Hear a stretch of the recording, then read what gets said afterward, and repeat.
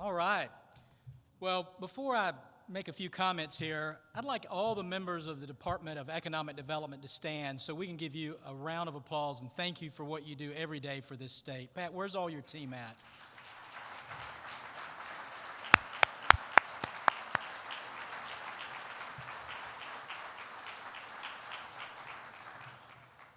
So our program is going to continue. We're going to break for a buffet lunch in a minute, then come back for another panel discussion, a special announcement, and a few closing remarks. But it falls to me to set the stage for the discussion we'd like you to have around your table at lunch.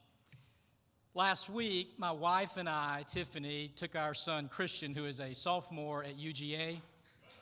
Thank you very much. I'm spending a lot of money there. I need that to be a lot better. But we took a little spring break and we went to New York. And we did the shows and food, but one of the things we do as a family is we always go to bookstores. And I follow the same routine when I go to any bookstore. I first go to the faith section because I need that help and that inspiration. When I finish there, I go to the biography section because I feel like I can learn a lot from history. And after that, I go to the business section so I can see if I can keep my edge and learn a little bit more. In every bookstore that we went in, it must have been 6 or 7 in New York, and in the bookstores I went to in Georgia when I came back home over the weekend, I noticed something that really concerned me and bothered me greatly. In all those bookstores, the main books that were facing out over and over again were books that were arguing against capitalism, against growth, against economic development. They had titles like Prosperity Without Growth, which I haven't figured that one out yet. And they were all making the same argument that somehow economic development and growth is wrong, but it's the wrong solution.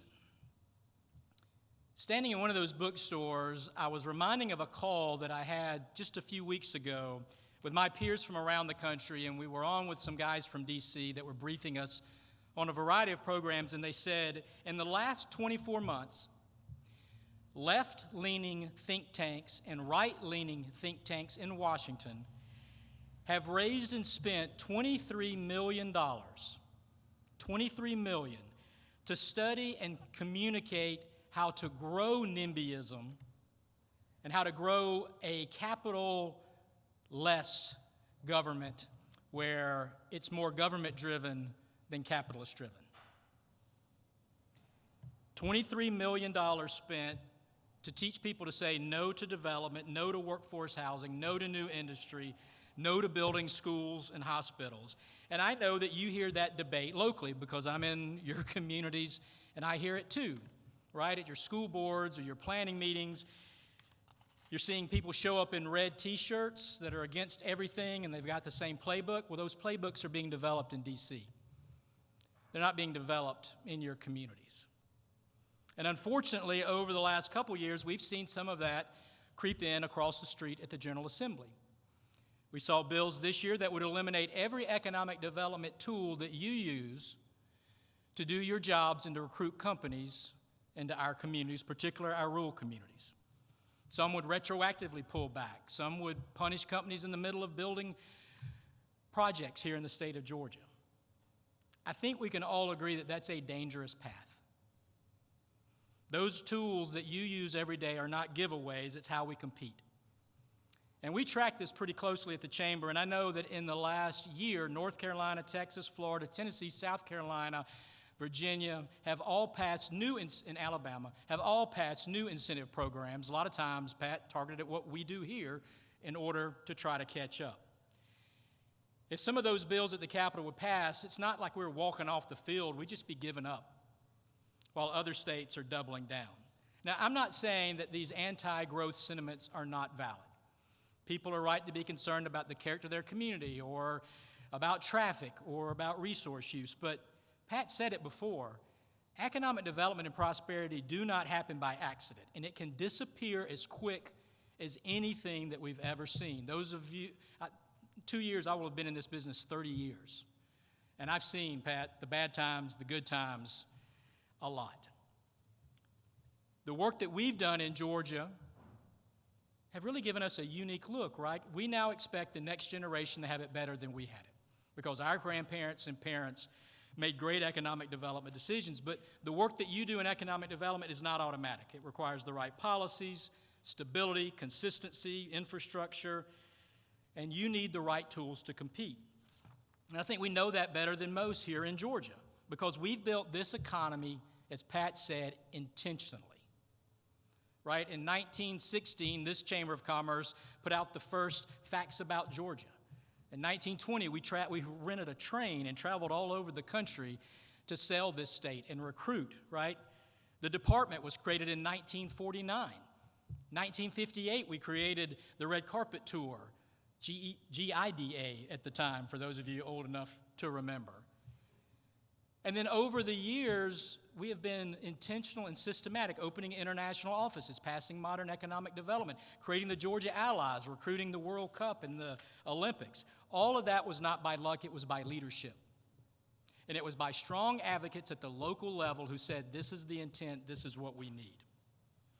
Now, thanks to Governor Kemp and the work of Pat and the department and so many of you, we now have one of the strongest economies in the state, in the country, one of the most diversified.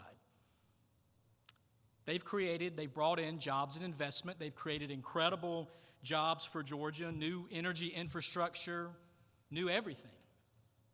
And because of that economic development growth, this state has been able to issue tax rebates and reduce taxes every year for the last 5 years. And we've got the best, I think in the state, Lauren, the best rainy day reserves. All that doesn't happen in a vacuum. It happens because we've been able to bring companies here that have invested in the state that have allowed us to pass those benefits back on. And I think a lot of people have forgotten that. And they've also forgotten that these companies that are here, like our friends Rivian and others, that they're great corporate citizens, that they're investing back into the state, into Little League and our churches. That success that Pat talked about today is not guaranteed for tomorrow. I look at the global economy right now, and I do worry. Last month, we saw 94,000 layoffs in America. And if you look into the data, the majority of those were lower-skilled jobs that were eliminated because of AI, automation, robotics. Georgia companies are still stressed out right now over trade tensions, the tariff issues that we see. Consumer spending is changing. People now want everything delivered just in time, right? And you want all of your photos to be posted online so all of your friends can see them all the time. Here's the thing about economic development that I think a lot of people lose sight of. It is a response to consumer demand. You don't want a data center? Quit posting pictures, right? Quit driving, and Stuart, you don't need to make another car, right? Quit flying somewhere and Gulfstream can just shut down. We have forgotten that that's why logistics companies, there's a box on my front door every single day. Amazon should send me a Christmas card.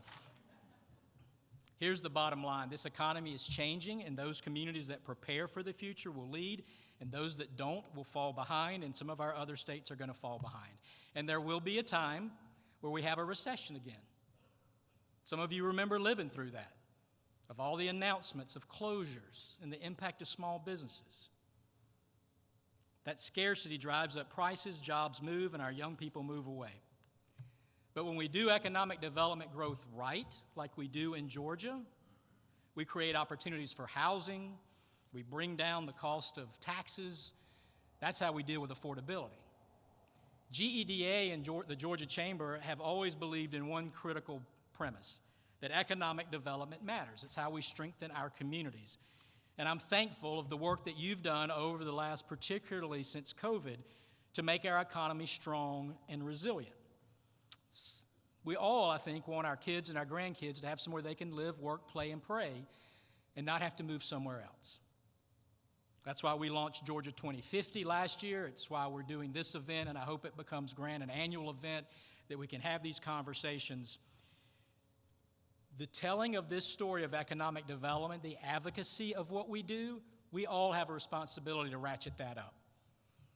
I think we've taken it for granted for too long that everybody assumes what we do is the right thing and we're all on the same page, let's go do it. And so when all these candidates are running for office and they come to your community, ask them what are they going to do about economic development? Do they care about rural Georgia? Where are their plans? And if they've been in office, ask them, why did you vote to strip out every economic development incentive in the state of Georgia? And you want me to vote for you? They need to hear that from you locally. Your local legislators need to hear why these incentives, why these tools, why job creation matters.